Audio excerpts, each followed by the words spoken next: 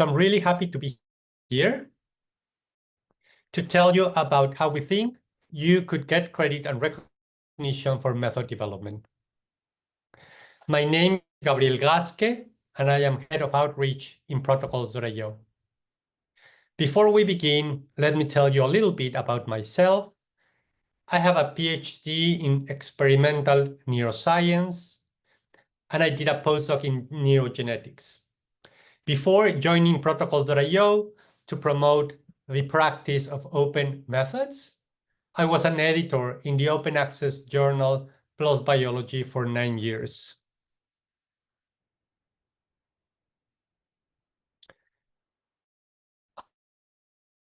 I would also like to share some housekeeping into the main content of the presentation. I mentioned I'm recording the webinar, and I will share the recording and the slide deck with all registered participants. Also, closed captioning has been enabled, so feel free to turn it on if you want to use it. I am planning to speak for some 40 to 45 minutes, leaving at the end sometimes for questions. But you can start typing them at any moment in the chat or in the Q&A window of Zoom. Finally, well, this is not an introduction to Protocols.io. This is a webinar about ways of getting credit and recognition for sharing your methods. You can find more basic and functionality-focused webinars by following the link at the bottom of this slide, protocols.io/webinars. You can also request at any time a one-to-one demo at protocols.io/help/demo, which is the bottommost URL on this slide.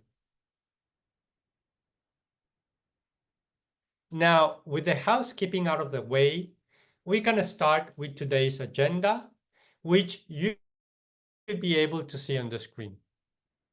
So we will talk a little bit about the history of reporting methods and of method development and optimization not getting the recognition as worthy of standalone publication and not getting the credit that it deserves.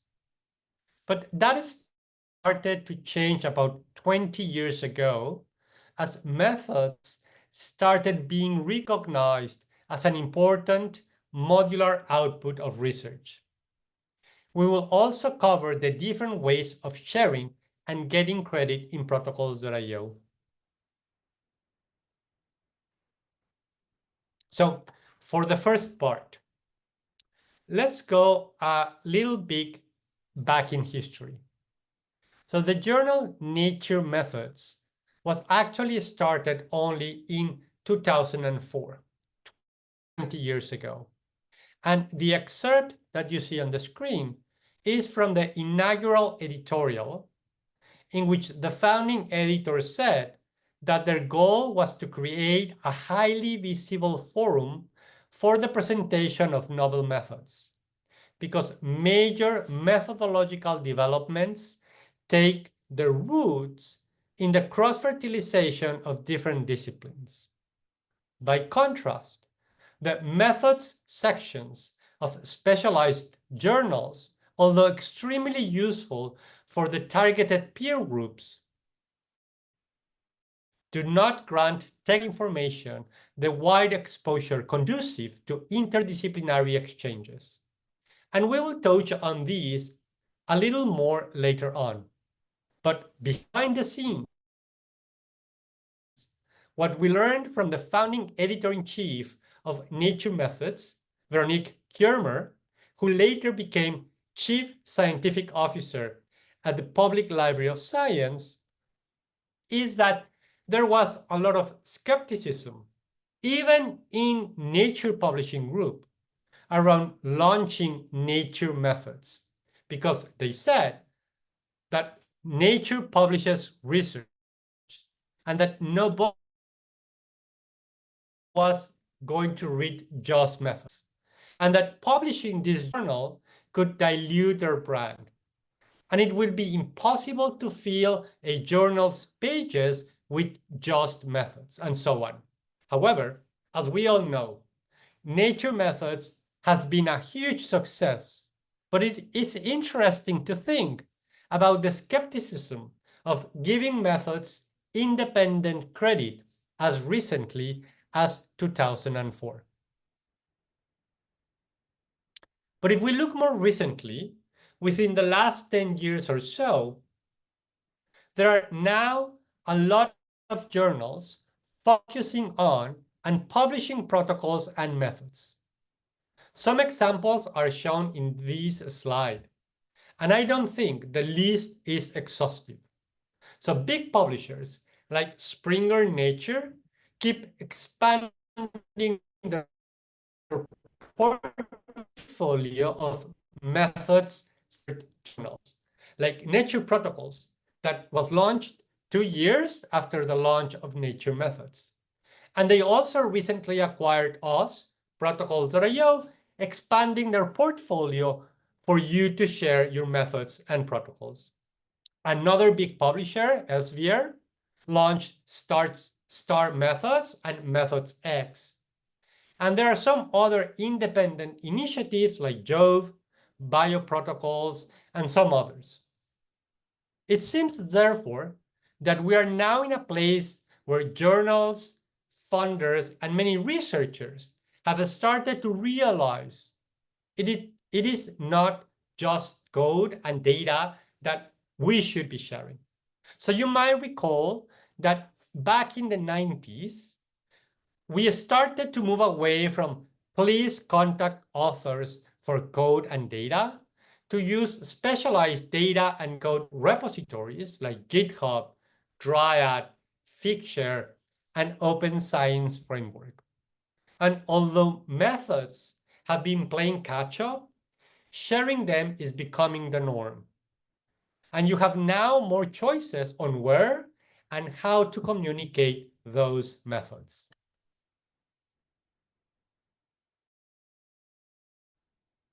But that is enough about the changes that we have seen recently. I will now go on to talk about public sharing and getting credit for reproducible and discoverable protocols. And specifically about protocols.io, we'll through first how most people share their method platform in protocols.io, which is actually independently of papers.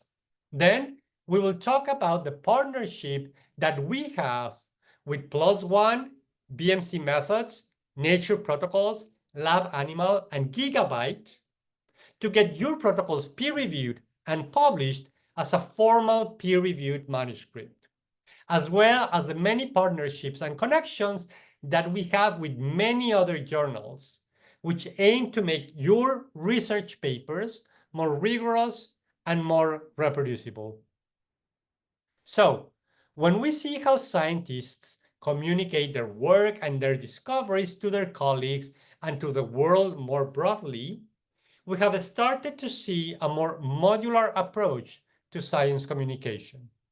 So at the center of this cartoon, we have the most recognized research output, which is the peer-reviewed publication, the paper.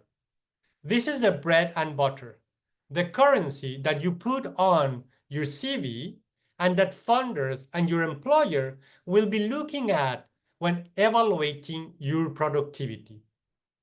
But now we appreciate more the value of other independent but interrelated modules of research out, like code and data. And we have created, as I mentioned before, specific repositories for these, like GitHub, Open Science Framework, Zenodo, Dryad, and others.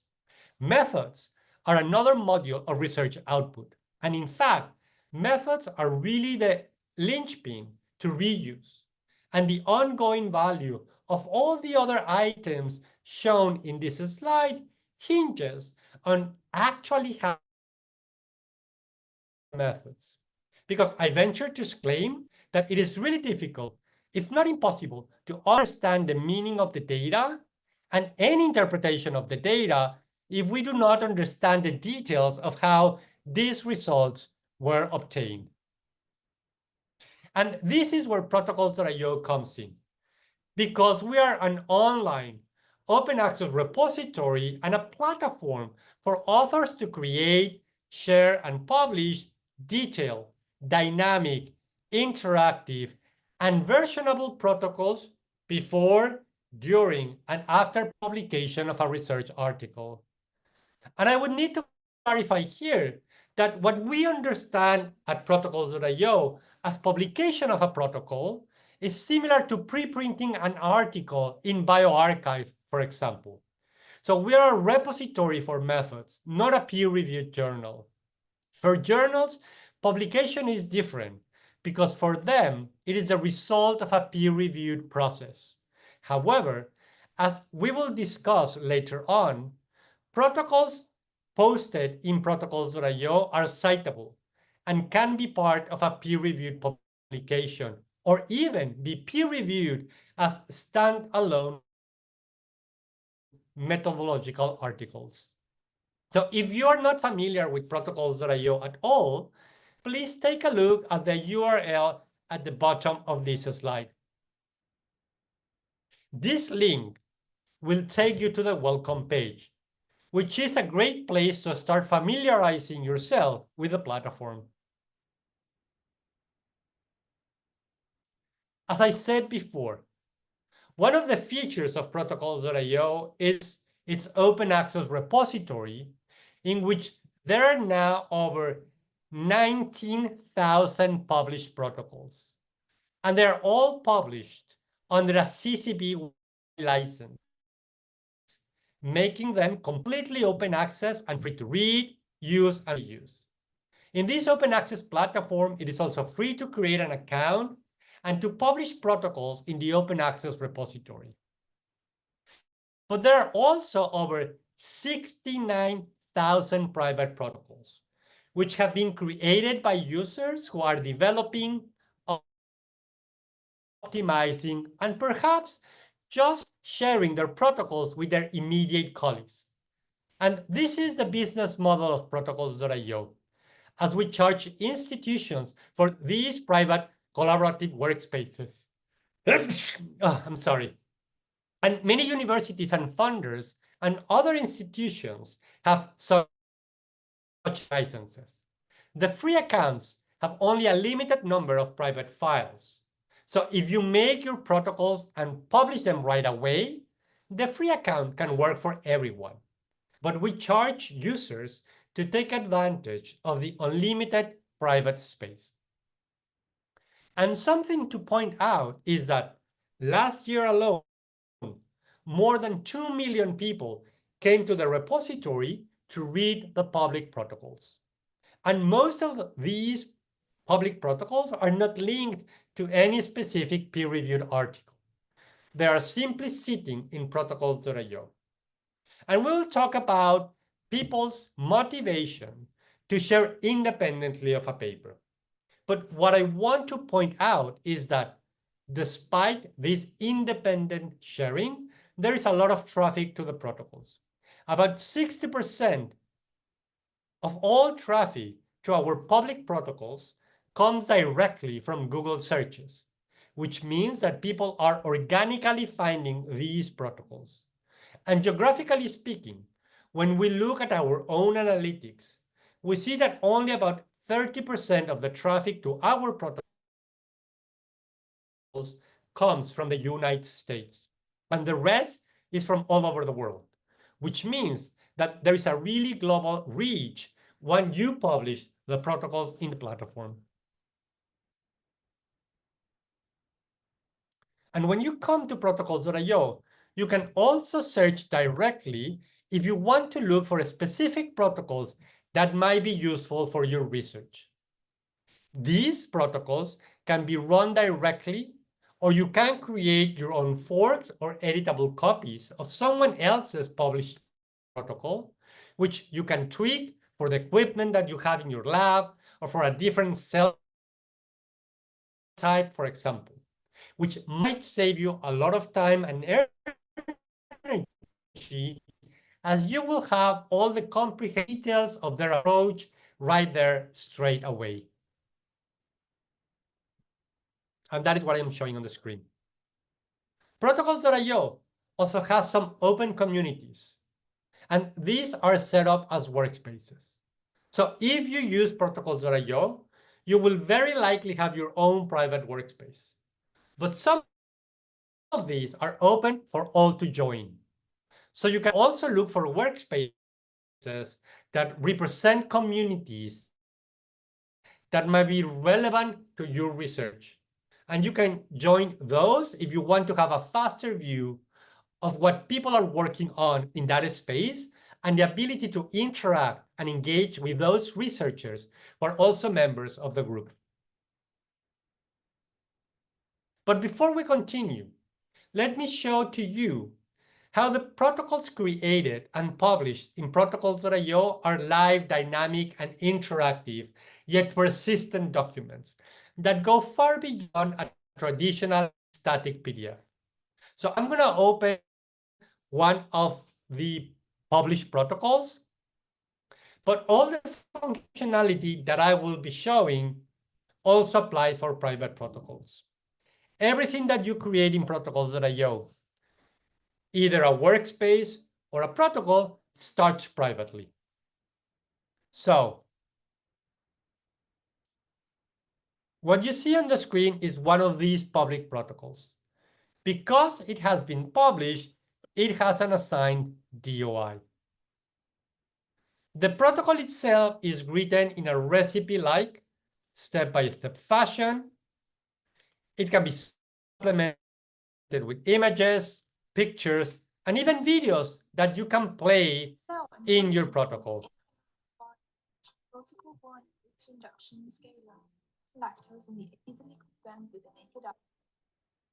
The different sections of the protocol can be coded in different colors, creating a table of content that you can navigate. The protocol is an interactive document because any reader can come and post a comment, and the authors will be notified and they can return to the platform to respond to that comment. The protocols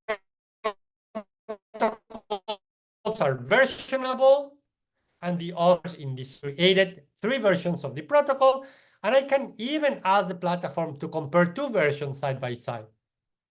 I can also, as I mentioned before, create my own fork or editable copy to further modify it, to optimize it according to my own very specific needs. And the protocol can be run directly in the computer or tablet. So every protocol comes with a run button,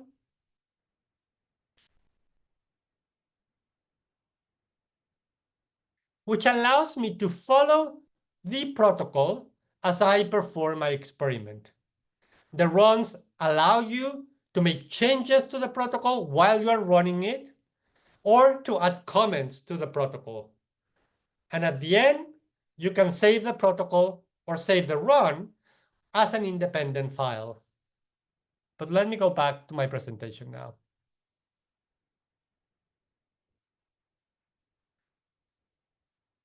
So let's talk about the rewards that come with publishing your detailed protocols. Not necessarily in order of importance, but a first reward for making your methods public is that, going back to the concept of modular communication of research outputs, by using specialized repositories for publishing your methods, you are increasing their discoverability and potential reuse, which should lead to increased credit and recognition. And I would like to use an example here taken from Twitter or X. You can see here a tweet from a researcher who was looking for a protocol for RNA extraction from primary cortical neurons in culture. someone answered this tweet and recommended a protocol that is in protocols.io. But this protocol was actually part of a paper that was published in the journal Gigascience. Now, it is interesting that the paper was about a fish parasite. So the chances of researchers working on primary cortical neurons in culture finding a paper on a fish parasite as a means of finding a method that would work for them seem really slim. But because the protocol was published independently in a specialized repository, it made the method more discoverable and increased the chances of people reusing it. And once a protocol is published, the platform keeps record of all traffic and use of the protocol, including number of views, bookmarks, exports, copies, comments, and citations. A second obvious reward for publishing your methods is the increase of reproducibility, not only in the field, but also internally, in the work that you do in your own laboratory. So if you are not familiar with this, I will now introduce to you the Cancer Biology Reproducibility Project, which was a $1.5 million initiative coordinated by the Center for Open Science and by Science Exchange with the goal of trying to independently replicate almost 200 experiments from about 50 high-profile papers on cancer biology.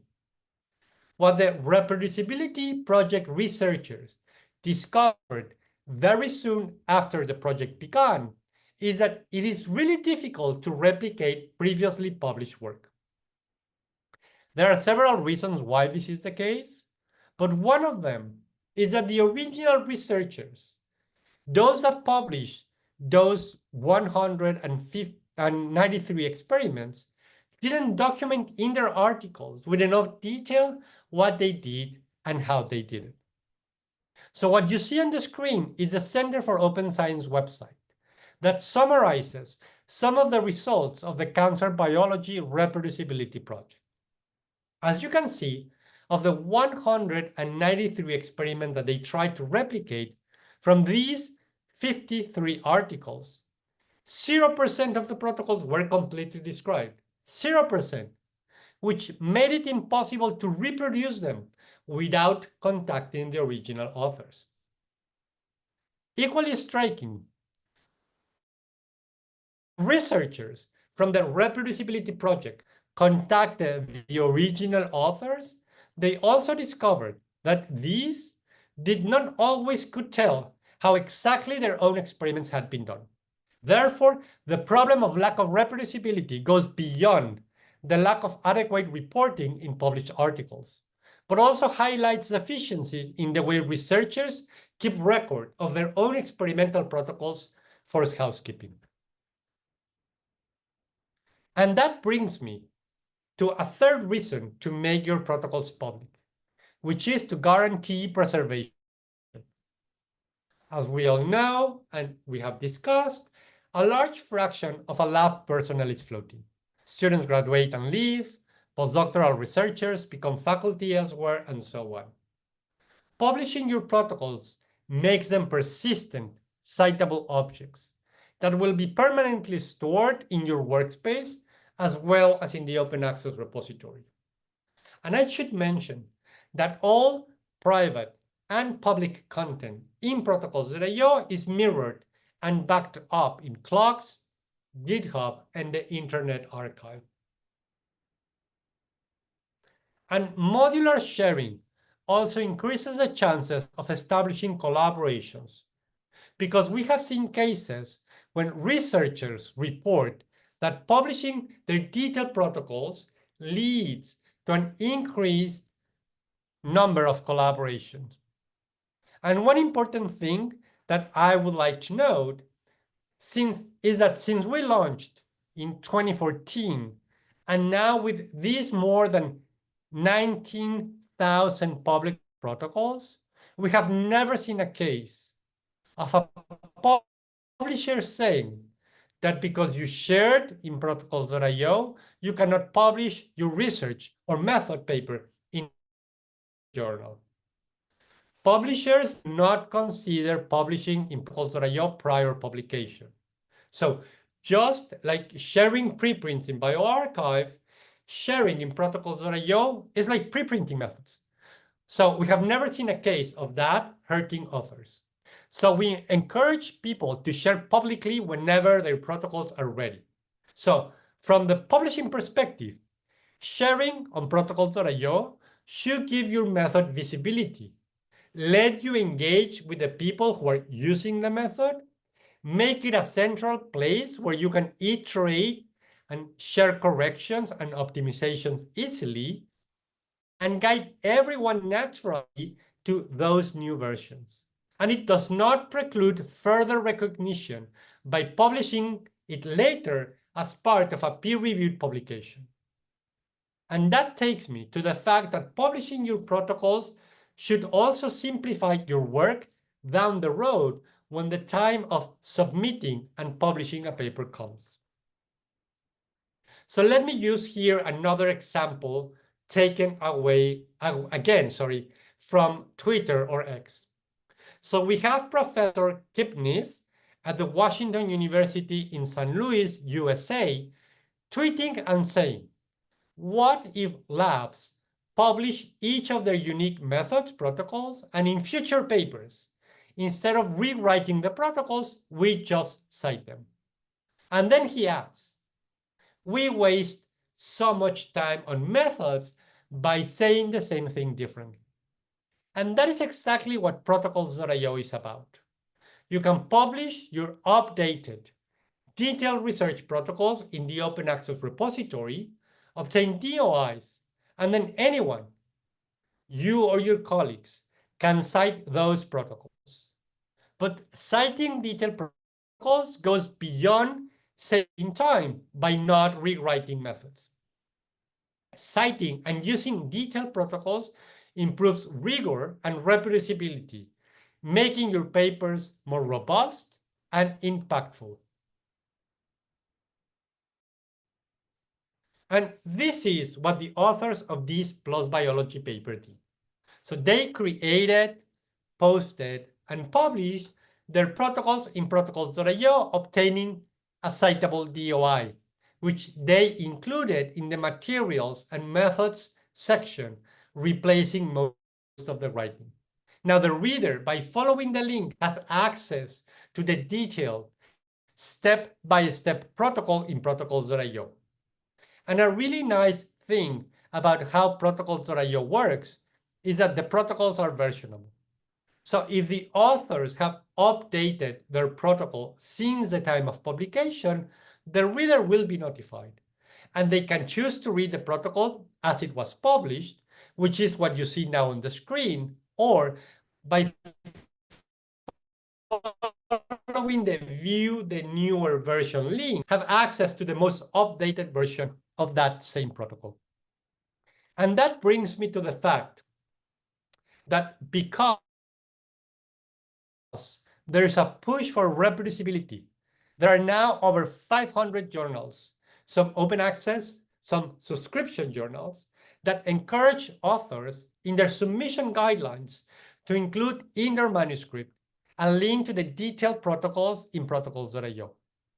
This also applies to many funders, now encouraging or requiring detailed methods sharing. And remember that I said that we have never had an issue with authors not being able to publish a paper for publishing their protocols first? In fact, not only do journals not see a conflict with publishing your protocols early in protocols.io, they often actively encourage the use of the platform and repository. And before we move to the next section, I would like to show you how easily it is to publish a protocol in protocols.io. So with the click of a button, you enter a 6-step process where some information may be required from you as we have to ensure some minimal fields are completed before we publish. And then, if you are somewhere with a premium license, your protocols will immediately be published. And if you don't have the premium license, your protocol will enter a screening step, as we do check these protocols before proceeding simply to weed out spam. Because do we get quite a lot of that? And we don't want to be publishing those. We say this because it might take you up to 2 days or so, but in reality, it's almost always done on the same day outside weekends and holidays. And you will get an email saying that your protocol has been published. And if you don't want to make it fully public straight away, also an option for you to reserve a DOI, which allows you to know what the DOI will be to be included in the manuscript, but will also provide you with a private link for editors and reviewers to have access until the manuscript is accepted. And you're ready to come back and complete the publishing process. We, however, recommend full publication over this, as it saves the step of having to come back. And as I already said, it doesn't really harm the manuscript's consideration at a journal. Now, I would like to move now to the third point in the agenda, which is a very specific partnership that we have established with some peer-reviewed journals, and which fits within this narrative of the methods renaissance, because the idea is to bring more credit and recognition to method development. So the idea is that your protocol, published or posted in protocols.io, can be submitted to BMC methods, Nature Protocols, PLOS ONE, Lab Animal, and Gigabyte for peer review and eventual publication as a methodological paper. Now, each journal has a different scope and different editorial criteria, but we offer you 5 options now for you to choose. If you have a publishable protocol, you don't have to submit specifically to any of these journals. You know your audience, you know your journals, and as I said before, over 500 journals support the use of protocols.io. But we offer you the option. So this might facilitate getting your protocols published. And because our partnership with PLOS ONE is the oldest, I'm going to use this one as an example. So as a result of this partnership, PLOS ONE created a new article type called Lab Protocol. And this collaboration is about turning your protocol in protocols.io into a peer-reviewed publication. PLOS ONE is a pretty broad, welcoming journal. And one of the reasons we started this partnership is that the way that PLOS ONE defined the scope is that they were not expecting new experimental results, and they were welcoming new protocols that might be extensions of something that has already been reported. And the idea is that if you publish already a method, or someone else did, but your work has been to troubleshoot and optimize it, to make it work for example, new conditions, that this work of optimization can be recognized. So with this collaboration, both PLOS ONE and protocols.io aim to grant credit not only to the development of a whole brand new method, but also to the hard work put into optimizing and troubleshooting a protocol to make it work more efficiently or in a new condition. So the bar has been set in a way that it recognizes a good and useful protocol. There should be some effort behind it, of course, but the idea is to capture the constant method development that very often goes unacknowledged and is usually just summarized in 1 or 2 sentences in the materials and method sections of manuscripts. So this integration between +1 and protocols.io means that the protocol is front and center of the paper. And that also applies for our other partnerships. This is an example of a protocol paper in BMC Methods. So BMC Methods is an open access peer-reviewed journal that focuses on publishing lab protocols and methodology papers in the natural sciences, including biology, chemistry, physics, computational, and biomedical sciences. The journal serves as a platform for researchers to disseminate experimental procedure, novel techniques, and innovative methodologies, promoting reproducibility, scientific methods. Now, moving on to the last part of the talk, which is our partnerships with other publishers. I would like to start by saying that although we're all very familiar with supplementary files and documents in papers, there's a strong push for a number of years now to moving away from supplements by using repositories instead. And this is a really good article in The Scientist, the magazine The Scientist, about it, which you can access by following the link at the bottom of the slide. And these are just some examples of papers that are published and the journals promoting posting of the detailed protocols in protocols.io. And this is the kind of modular publishing that we have started seeing more and more, where the paper is a centerpiece. It is a story, but you have data in NCPI, OSF, or other appropriate repository. The code is in GitHub, and now we're starting to see more and more of the methods also going to a repository. So we're seeing some trend in scholarly publishing moving away from vague method sections to more rigorous, more reproducible method reporting. And as I mentioned before, a published protocol in protocols.io with an assigned DOI is a citable object that can be referenced to in a paper, giving credit to the author's methodological work.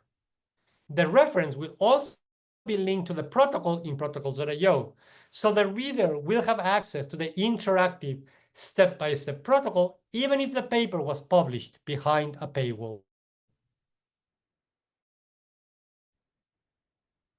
And I want to highlight that doing a good job at reporting your method should increase the impact of your research papers, as these data show. So what we see here is a study showing that for faculty, when reading research papers, the value of the methods section is second only to results. And they are tightly linked because methods are needed both for the correct interpretation and the reproducibility of the results and data. So to summarize, you can read this slide, some of the rewards and benefits of openly sharing your protocols and linking this to your research articles. And with that, I will be happy to take questions, which you can type in the chat or in the Q&A window.